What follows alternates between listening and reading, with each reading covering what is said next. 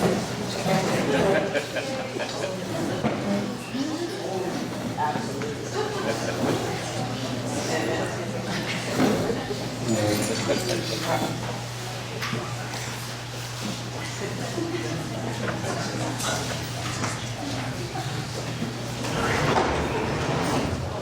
was asked to do that for you folks. After this, you're on your own. I can't get going back. That's okay. My name is Stephen Hammond. I'm a friend of Daniel and Jennifer, and I want to welcome you here to Jennifer's last party. We've got quite a lineup, and there's a few things to go through. One of importance is the washrooms are over there. You'll see a sign that goes downstairs. Not accessible, but it's a floor down. Was there accessible? Oh, the washroom, all the better. Okay, I thought that's all. Okay, and there's washrooms down there. I was pointing in that direction. Okay, we got that straight. If anyone does need a seat or would like a seat, there's actually a couple seats out front. So if you'd like to come up front, then feel free. There's even a few seats over here. So feel free to do that as you like. There's a number of bits of information that Daniel gave me, and so I'm going to pass on to you. Although I do want to say, my sister, who's also here, a friend of Jennifer's, my partner's here, and we were brought up in a political family. And being that, as I knew Jennifer and knew her as she either was or got more into interest in politics and women in politics, which would please our mom, who is a woman in politics in Manitoba, is I thought one of the old tricks you always do is whenever you're going to have a meeting, is you put out very few chairs. And then when more people come in, then you go, oh my goodness, I didn't expect this many people to be here. Let's put out some more chairs. I could have saved you the trouble, Daniel. We all knew full well that there was going to be a good turnout because of how many ways that Jennifer knew people and how much she touched people. Heritage Hall actually is a meaningful place for Jennifer because she loved the building and even rented a small office upstairs where she ran the BC Aphasia Center, and she organized many events at this in this very room.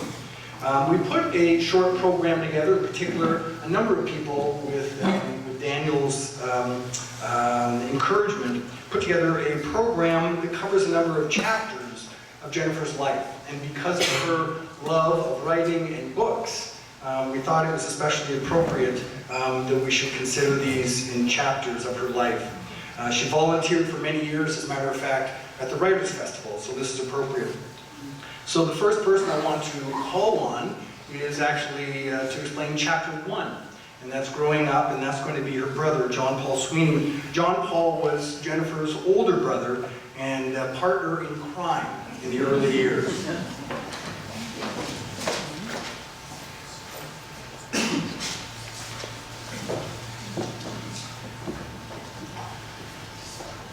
One of my earliest memories was of living with my parents, Maureen and Jack, on King Edward Avenue, and hearing of them speak of their plans to adopt someone.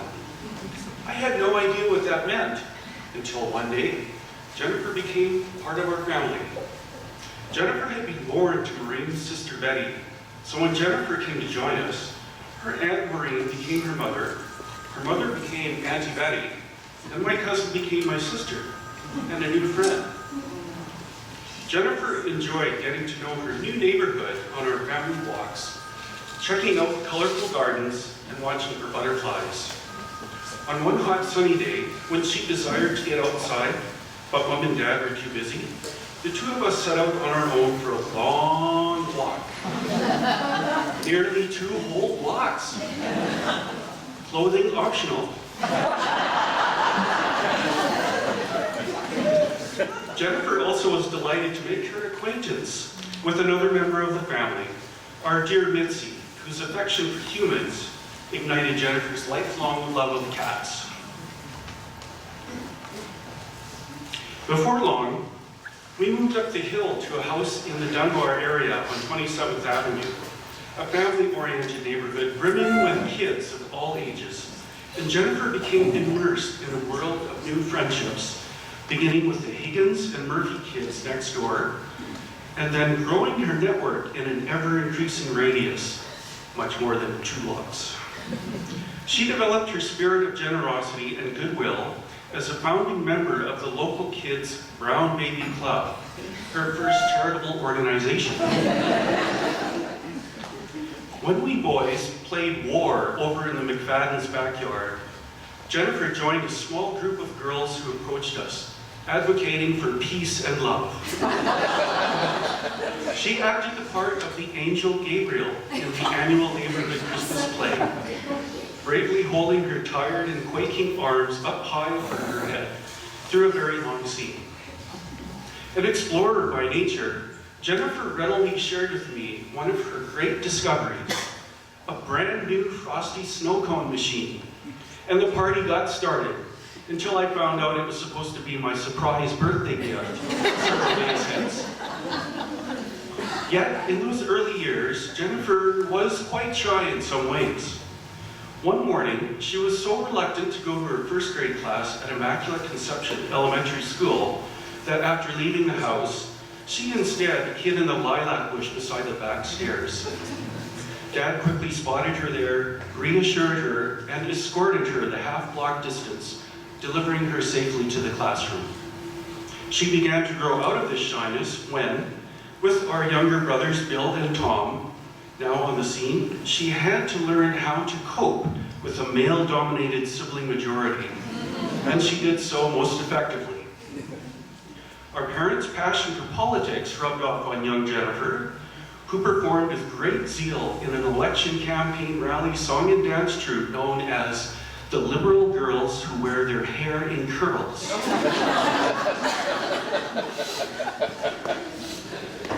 We children spent many a Saturday playing hide and seek in that fabled playground paradise, Sweeney Cooperage, as well as riding around in the electric pallet jacks, and under Dad's supervision, shooting at empty pop bottles with a .22 rifle in a secluded corner of the property.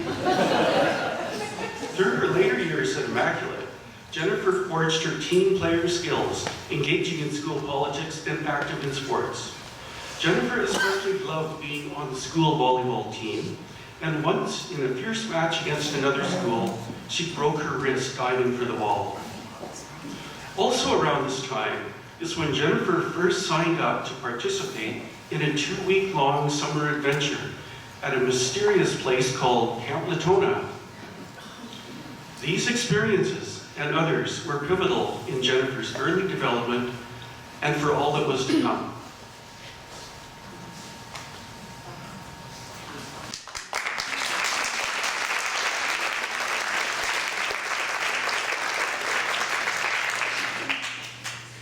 Thanks, John Paul. We're moving on to chapter 2, and it's the LFA years with Martha McKay. Martha first met Jennifer when she started Little Flower Academy in grade 8. Now, because I'm not around here, when I read this, I thought she started a flower academy, some kind of flower academy. And I read in the program, of course, it was the school. So when they started in Little Flower Academy in grade 8, it was in September 1973. They were both running for class president, and both remembered clearly that they didn't like each other much. Jennifer won the election, and I guess she was magnanimous because somehow they became friends and continued to be friends for many, many years beyond that. So Martha McKay in the next chapter.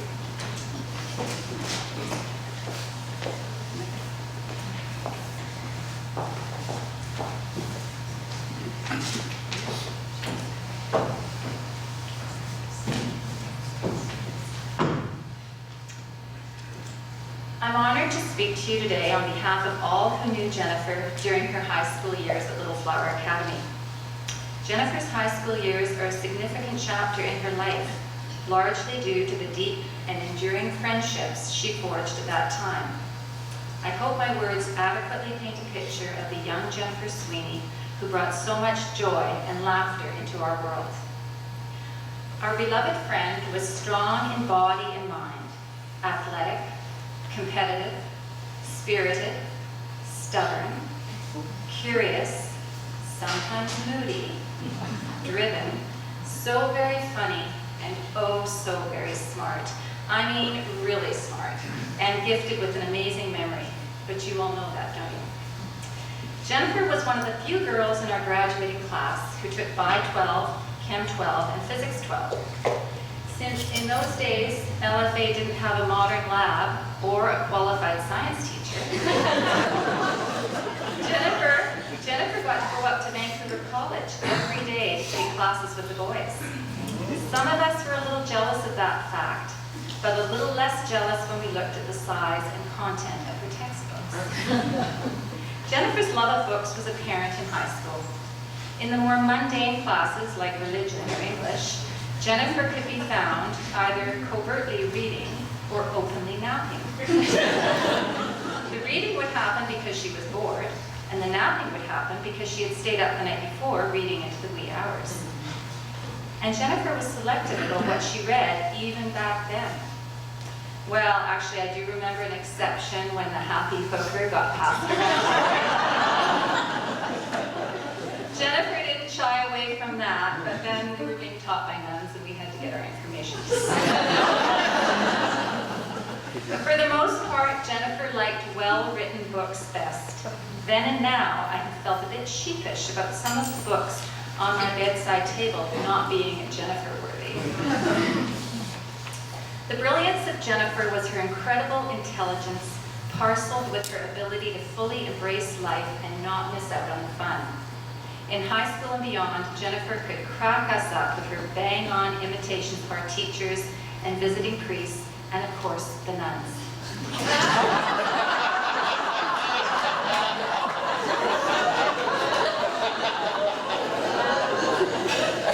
So this picture is from our 35th high school reunion, and Jennifer showed up as Sister Pat Dickinson. You see Sister Pat on the right. She was our homeroom religion and English teacher. And our high school reunion was in 2013, and Jennifer was not feeling well, but she rose to the occasion and gave us all a laugh. She went to Value Village. The park with a crucifix. Our Jen was a joker, an occasional toker, and a full-on smoker. Oh yes, Miss Model Walls Warrior had her vices back in the day. There was no need to smoke in the lane when Jennifer came to school with her car. We all remember Jennifer. We all remember Jennifer at the wheel of that red, smoke-filled Honda Civic with the ashtray overflowing and a cigarette hanging out of her mouth, handling that stick shift like a pro.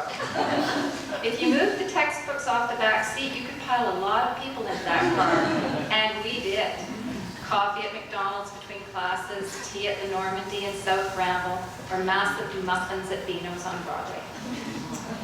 I can't pay tribute to our high school Jennifer without talking about Camp Latona. Camp Latona is a little piece of heaven, as JP mentioned, a little piece of heaven on earth located on Gambier Island. And from 1969 to 1999, it was run as a Catholic camp for youth by the Archdiocese of Vancouver. Jennifer loved being a young camper at Camp Latona, and she talked about it so much that I and several other LFAers joined her in becoming counselors in training and then counselors during our high school years. Jennifer had a deep-seated love and respect for the natural beauty of British Columbia, and she took immense pleasure in the rustic simplicity of Camp Latona. The starry nights, the late-night walks to Mystery Falls, the physical challenge of canoeing and hiking around the island, the evening campfires and songs, and the camaraderie of fellow staff members. Jennifer was a skilled outdoorswoman who exuded confidence in all areas of camp life. She was a kind and patient counselor, and her sense of humor and enthusiasm for all things Latona were contagious. To this day, I can't go for a walk in the forest or look up the starry night sky without thinking about Jennifer and our time at Camp Latona. And here I will end with words from a much-loved camp song, TV, TV, we will not forget.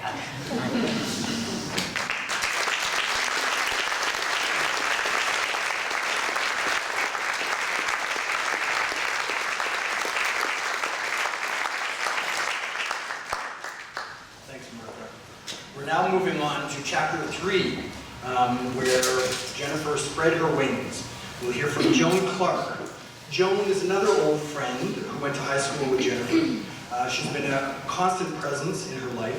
Daniel credits her with being one of the most loving persons that he knows. She'll tell you a little bit about what happened after high school.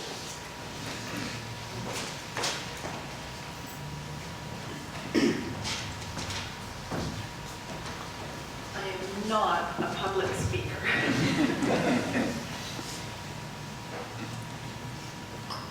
In the late 70s, Jennifer's mom moved to a house at 2823 Waterloo. And here Jennifer got a fully equipped suite all to herself. In this dream pad, Jennifer filled her life with work, friends, and school. She was a party girl. She nurtured her friendships by hosting many gatherings, often featuring Retsina, so that no one else would drink, or tequila. Jennifer could make a mean margarita. For birthdays and celebrations, we often ended up at La Bodega, and we usually ended the evening singing too loudly, and we still do. You can see, you can see once again that Jennifer had a real penchant for dressing up like a nun. Daniel, lucky you came along when you did, because who knows where this might have led. After high school, many of us worked and saved for trips to Europe. And in 1982, Jennifer was Europe bound. She was an independent, brave young woman, and she set out on this trip alone. Jen came to Granada, Spain, where I was studying at the time. We shared an apartment, and Jennifer enrolled in the course at university. It was an amazing time to be in Spain. The country was changing, and we were there to enjoy the old traditions and witness Spain's steps towards modernization. Jennifer embraced the culture, took advantage of the opportunities to learn the language, to enjoy the food and wine, and connect with local and international students. She loved the program. Weekly classes in the Alhambra with our art history professor, political science lectures from esteemed scholars, and the 10-15 coffee breaks in the school bar that included brandy, just because it was so cold and we had to warm up. Jennifer and I were fortunate to share this wonderful coming-of-age adventure together. Upon returning from Europe, Jennifer worked at a variety of jobs until she realized she was meant for bigger things. So off to UBC she went, where she got her BA with the goal of becoming a speech-language pathologist. In 1989, Jennifer was accepted to the top speech-language pathology program in the US, Purdue University in West Lafayette, Indiana. It was at Purdue where Jennifer finally realized her true potential and her ability. She excelled academically and socially, making many connections which she retained throughout her life. As Martha said, the friendships that began in high school endured, and our journeying together took us down many paths. These paths led to visits in New York, Toronto, Victoria, Merville, Boundary Bay, and more. Jennifer always returned home to Vancouver, the city she loved. Jan was a historian and an archivist, and she was very proud of the Sweeney family legacy here. Jennifer was a passionate educator, and her blog became a vehicle to share her experiences and knowledge and to help others. She was an engaged citizen, and through her activism, she helped shape the current political scene. Through her advocacy work, Jennifer sought to educate, inspire, and empower women to participate in democracy within their communities. She shared a loving relationship with my daughters, Rachel and Hannah, and she supported and inspired them to be informed, strong women, and to never shy away from speaking truth to power. Daniel wrote about her love of sharing good food with friends, and my husband Dan and I were lucky enough to share some of those amazing meals. It is her humor and her easy laughter that resonate in all our stories. Her acerbic wit and analysis were always tempered by her faith that positive change was possible. Jennifer and I renewed our friendship in an extremely profound way in the last few years as she battled health issues. Many afternoons we sat together in laughter, in sorrow, in lightness, in hope, in fear, in prayer, in memories, and in big, long embraces. Dan and I joined Jen and Daniel in the MS marches. Jennifer's team was called Walls Warriors because Jennifer was following the Walls protocol diet to combat MS. Jennifer was a warrior. She was strong and determined, and she fought so hard to regain her health. And Daniel fought beside her. What a privilege it has been to witness the great love between Jennifer and Daniel. We know the joy she brought to Daniel's life, but the depth of their love truly knew no bounds. And Daniel, your unwavering commitment to love and honor was clear to Jennifer, and it touched us all profoundly.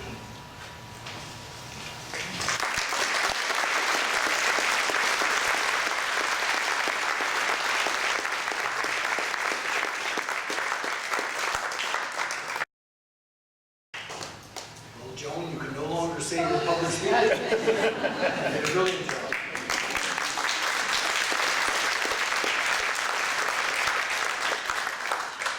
I'm now tasked with giving you chapter 4, the professional. Jennifer's professional life turned out to be as multifaceted as she was. After graduating from Purdue, she spent a year in Marshfield, Wisconsin for a clinical fellowship at the Marshfield Clinic, which included rotations in rehabilitation, pediatrics, and the voice clinic. She always talked about it as a remarkable experience. In 1992, she worked at Shaughnessy Hospital in Vancouver, where her leadership became immediately apparent.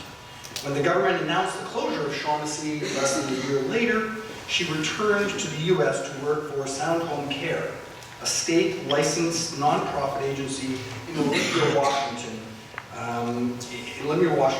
And in this role, she provided home treatment to adults with strokes, brain injuries, and neurological disorders. The following year, Jennifer returned to Vancouver working with preschool children before moving to G.F. Strong's Rehab Center and securing a permanent position as a speech-language pathologist in the Acquired Brain Injury Program. She remained at G.F. Strong until 2003 and developed a particular interest in treating young adults for return to work and school.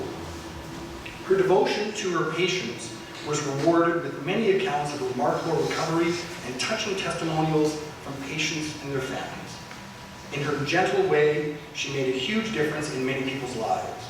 She was also a role model for students entering the profession, mentoring many young people in their formative years. Her leadership and creativity were also on display as she spearheaded self-funding professional development workshops with colleagues to make up for the lack of educational resources for professions in the healthcare system. Her energy even radiated beyond her regular work. Recognizing a need for services for people with aphasia, she founded the BC Aphasia Center in 2000 and ran the organization in her spare time until 2004, providing educational initiatives, facilitating support groups, and educating the media about the language impairment. Jennifer was never one to be content with established order. In her desire to grow personally and professionally, she often questioned things, and she was not afraid to take risks. She eventually left the healthcare field to pursue opportunities in consulting and private practice, including contracts with the Ministry of Children and Family Development and the Canadian Mental Health Association. She was provincial coordinator for an initiative on strengthening family and youth voices. Eager to develop her skills, her new skills, Jennifer also became active with the Canadian Association of Professional Speakers, and that's where I met her. Her leadership was quickly recognized, and she became a board member for the Vancouver chapter of the association in 2006-2007, and then rose to be chapter treasurer from 2008 to 2009. In parallel to that, she followed her passions for politics and empowering women by joining the Canadian Women Voters Congress, where she was a director from 2007 to 2008, and then president from 2008 to 2010. In that role, she co-chaired the Women's Campaign School in 2008 and 2009. Now, there's one thing I want to add, and that is that I'll always remember Jennifer for her energy, passion, and dedication. I mentioned my mom was a politician, so the notion of finding a woman who is very interested and passionate in also getting other women involved in politics was something that caught my attention right away. And there's one thing that's interesting because I'm not a shy person, and yet it was a time that Jennifer had invited me to listen to Louise Arbour speak at the University Women's Club a few years ago. I was hoping to say hello to her. I went to Osgoode Hall. Louise Arbour taught me criminal law, and it had been many, many years since I'd seen her. Of course, she went off to very lofty things, such as sitting on the Supreme Court of Canada, and one day saying to her boss, Beverly McLaughlin, I got a better job, and moved on to head up human rights for the United Nations. So after the speech, there was many people hanging around, and of course I was a little bit bashful to go and interrupt and say anything. Jennifer literally grabbed me by the arm and said, excuse me, pushed my way forward. I said hello to Louise, we chatted for a little bit, and then when I was done, as we were walking away, she said, see, that's how you get things done. There is one thing that I want to mention before we move on to the last chapter, and that's Daniel will be speaking. Just a few preliminary things is that people are welcome to stay afterwards and mingle. The hall, actually we've got the hall for the afternoon, so you don't have to worry about rushing out and you can mix and mingle with other people. There's also food at the back, and there's also on the left-hand side, at least my facing left, you'll see food for the Walls patio, people who are on the diet following the Walls patio. Also, there's a side table over here. If you haven't signed one of the books, then I'd encourage you to sign one of the books. All right. Now let's move on to the final chapter and hear from Daniel, and he'll say a number of words.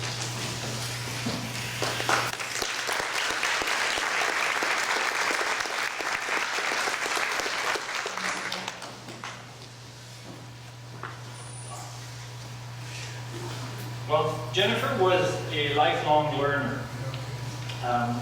And whatever the situation she faced, she found resources to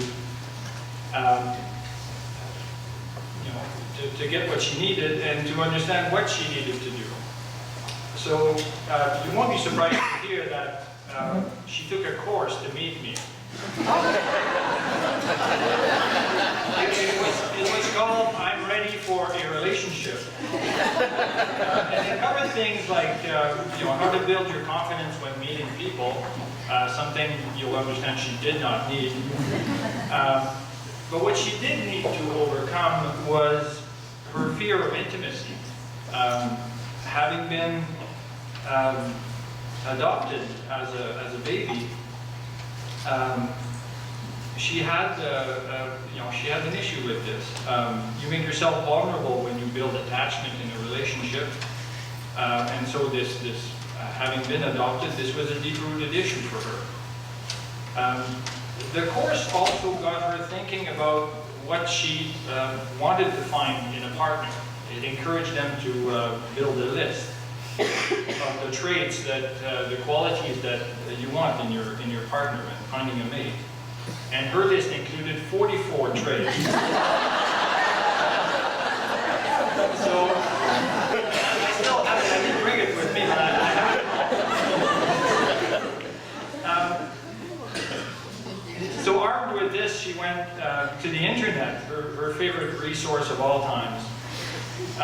We both happened to post profiles on this website more or less at the same time. And this was back in 1998, which was, the very early days for internet dating. She found my profile and she dropped me a note, and that's how things got started. We couldn't meet right away because I was on a 3-week trip to the Maritimes, but we exchanged almost daily correspondence during that period, thanks again to the internet. And we first met on June the 1st, 1998, and we're pretty much inseparable from then on. I'm telling you this story because there's a pattern here that speaks to Jennifer's self-awareness, her willingness to change, her resourcefulness, her determination, and her courage to face fear. I've seen this repeated many times over during our time together. Back to our story, Jennifer gave up her apartment in November that year, and she moved in with me 6 months after we'd met in a little one-bedroom condo that I owned just around the corner here. And we sold the condo later on and bought our house on Quebec Street, just a few blocks away still, in September 1999. This was the house of her dreams. It had big solid doors, plenty of character, and a big front porch. Many happy years followed as our relationship deepened. We traveled around BC, the US, to Quebec, Scandinavia, Russia. We did renovations in the house. That's when Jennifer became a stripper. Paid stripper, that is. In 2008, we were celebrating our 10 years of life together, and we actually decided to get married. So we did. We supported each other through career moves and changes. We built solid foundations in our neighborhood, helping to make it a community. We researched the history of our house and the neighborhood. We got involved in politics. In other words, we pursued our passions and we fully engaged in life, which again speaks to Jennifer's character. You know, of course, that this chapter does not end well. Illness struck in 2010 when Jennifer became afflicted with trigeminal neuralgia. The facial pain from this condition is said to be the worst that a human can experience. And having witnessed the effect on her, I can certainly vouch for that.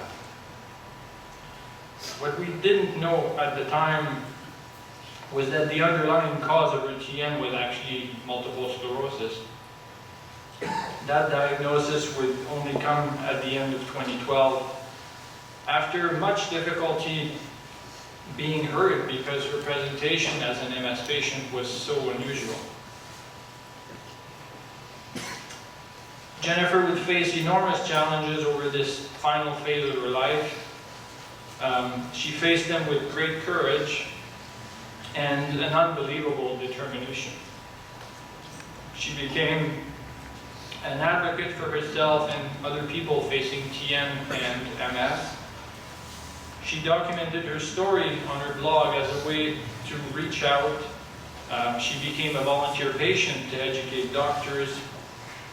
She participated in and facilitated support groups, and she raised money for research. Many of you are here today because of the positive influence she had in your life over this very difficult period. And, well, she made the world a better place, so let this be her legacy. Thank you.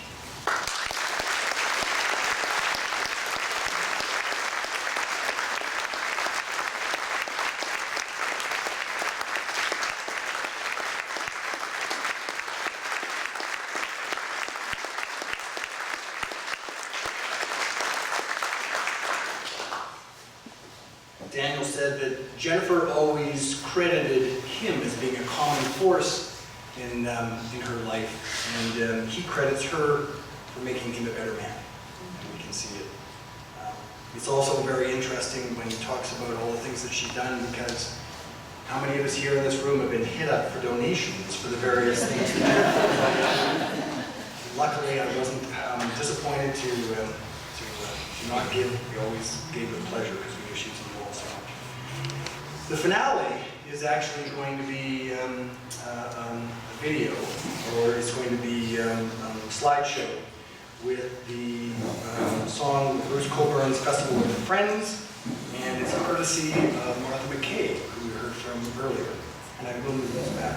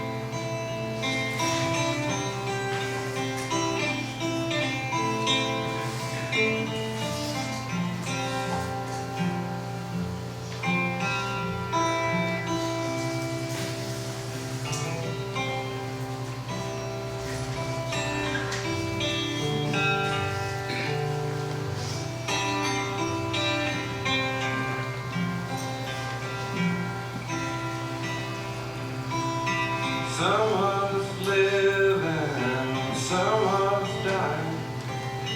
Someday God's going to tell us why. Open your heart and grow what life sends. That's your ticket to the festival of friends. Like an imitation of a good thing past, these days of darkness surely will not last. Jesus is here, and He's coming again